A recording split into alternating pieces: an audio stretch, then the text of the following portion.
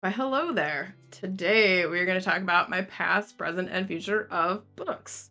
What I finished, what we're going to get into, and what I'm in the middle of. So here we go.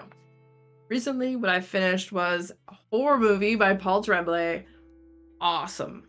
It's so disturbing and deranged and just effed up. So it follows the story of the main character who is the sole survivor, it seems, from this movie that was made called Horror Movie. And it is 30 years later, and they want to do a reboot of this movie. This movie was never released. In 2008, the director, Valentina, decided that she wanted to release some of it, so she released some stills from the movie, 3 scenes, and then the screenplay. And this slowly kind of built up a weird cult following with a lot of people kind of being obsessed with it. And then the guy who was in the movie that played the Thing Kid, the only living person that survived all this fiasco, he has been going and doing conventions and stuff like that to kind of, I guess, promote it. And that was sort of what Valentina wanted. Valentina wanted this movie to be made eventually in the way that she had saw it. But there was a bunch of stuff that went awry, and the people who all died, they didn't die in the film. Like, they died over the years of all kinds of like weird and random things. Some were heart attacks, some was a car accident, another one had pancreatic cancer. Like, maybe these people were all cursed from making this movie. Maybe the darkness of this movie and the disturbingness of it like just seeped into their souls and cursed them. We don't know. I don't know. You'll have to read the book to find out, and then you can make a determination. But fantastic story. I liked how, it flips between past and present. I know some people don't like that and it can be kind of jarring, but I thought it was fantastic. So you get past, present, and then you get the script. And at the beginning of the chapters, it tells you if it's now or then, in case of any confusion. So I like that. I like that it's labeled. Sometimes I'm dumb, so that helps. I don't know, if you want a weird, disturbing, psychological horror thriller that's super effed up, Horror Movie is awesome. I would highly recommend it. I will have a standalone review coming, and it will probably be out after this video. All right, so what I'm in the middle of currently is My Darling Dreadful Thing by Joanna Van Veen. And this is a weird book about this girl named Ruth. When she was a kid, so her mama, but not really her mom, this woman that was basically paid to take care of her because her father was away and he was in the service, but he ended up dying. So she was now in the care of this woman that she called Mama, and Mama liked to do seances, and so she would use the girl to help with the seances and stuff. The girl would go in this room under the floor and like pull strings and stuff to make things fall over and make the people think there were ghosts or spirits or whatever. But when she's down in this little room, she'd be really freaked out and scared because Ruth was down there. Ruth is scary. Ruth wanted to eat her blood and eat her. Ruth sometimes would change color of like mottled earth. Sometimes she'd be like brown or black or green or gray. Her jaw was like unhinged and broken, and she was super creepy looking. And then one day, Ruth accidentally bleeds on Ruth, and Ruth like drinks her blood. All of a sudden her jaw is fixed, which is good, and then it's the first time she actually talks to Ruth, and then they become like friends in some weird way. And once the greedy seance lady, obviously, who's scamming people and doing fake seances, finds out that the girl actually has like a spirit kind of attached to her, she starts using the girl and this spirit that is part of her to like also scam customers and whatnot. And all of this is going well and fine until one day this wealthy widow, Agnes Nook, shows up.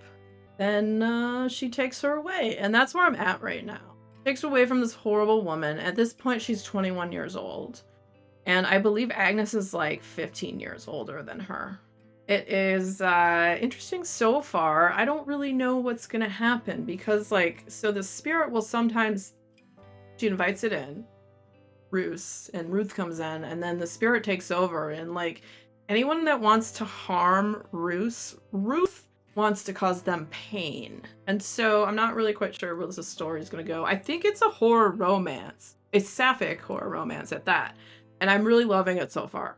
From page one, the way it's written is fantastic. It's gripping immediately. It's one of those books like I don't have to warm up. You jump in and the story's there. I like it when they grab you. Yeah, get in here. What I'm saying is, it's good so far. Now, what we're going to get into in the future, and not all of these are going to be immediately. Some of these are going to be like way off in the future. But recently, I've picked up a few books. Two of them I got for like, one was like $1. The other was for $2. And the other one I had been meaning to get for a while. This one I'm saving though for November when we do the Cryptid Readathon. So we'll talk about that one first. So I finally got the second book in the Lock series, Vostok by Steve Alton.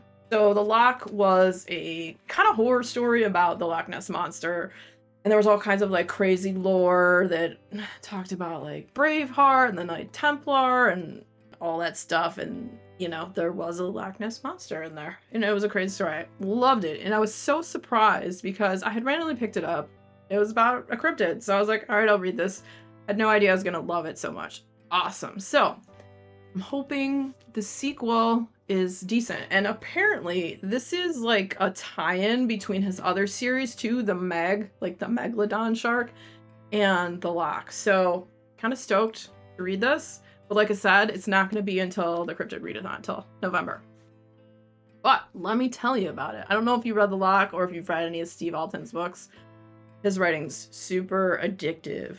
When I first read the first book, I was, like I said, super surprised by how fast I flew through it. But here we go. Let's tell you about this one. East Antarctica, the coldest, most desolate location on Earth. 2.5 miles below the ice cap is Vostok, a 6,000 square mile liquid lake more than 1,000 feet deep, left untouched for over 15 million years.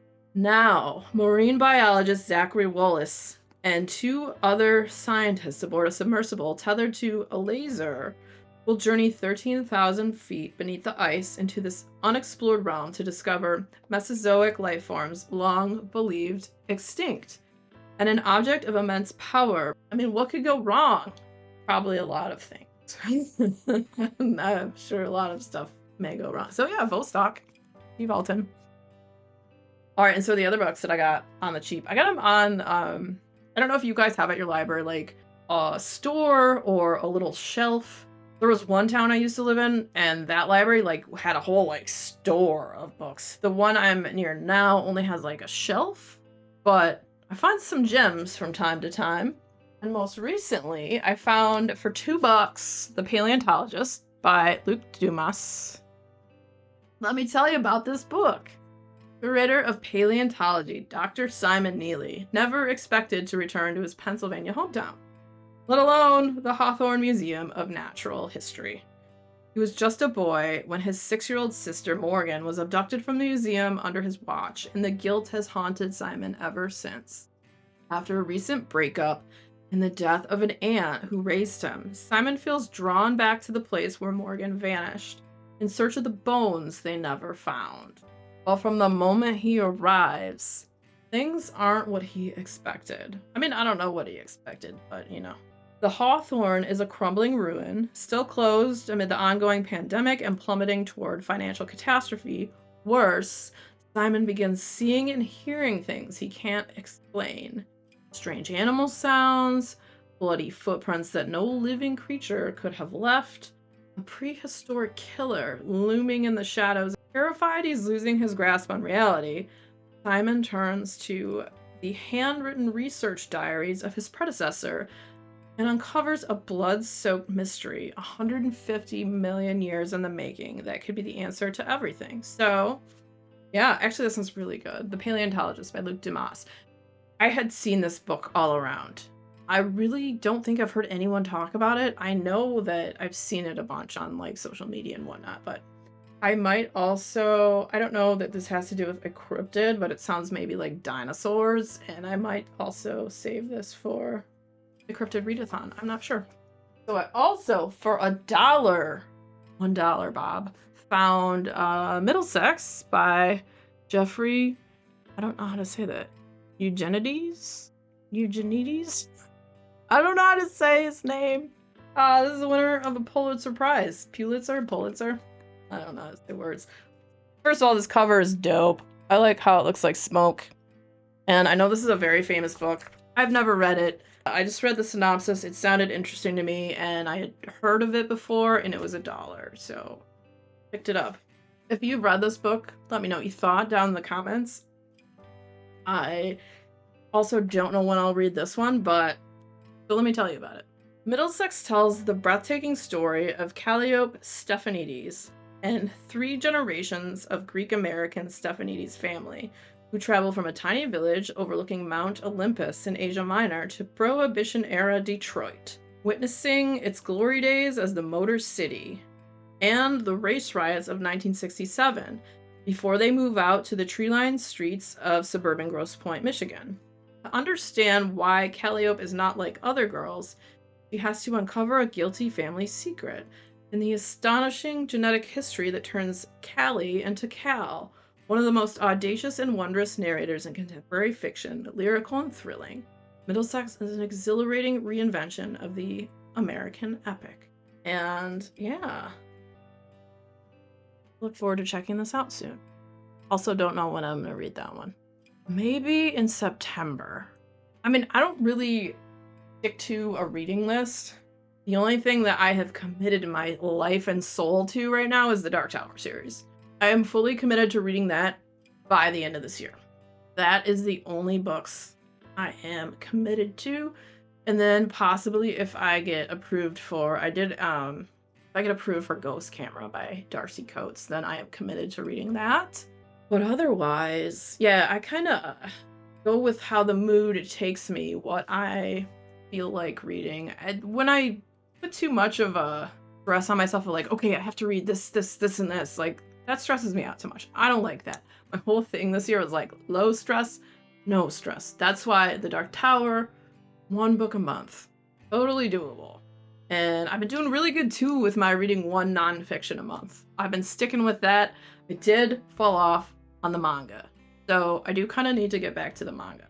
I'm not perfect. I make so many flubbles and bumbles and whatever. So sometimes I don't always stick to all the things I wanted to do. There's so much to do. There's not enough time in the day. There's so many books to read. Anyways, I just went off on a weird side stream of whatever.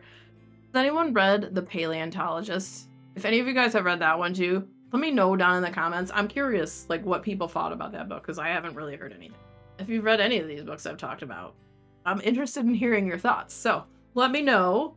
And yeah, if you enjoyed hanging out today, hit that subscribe button, come back, see me again, and we'll talk about more bookish things and weird stuff.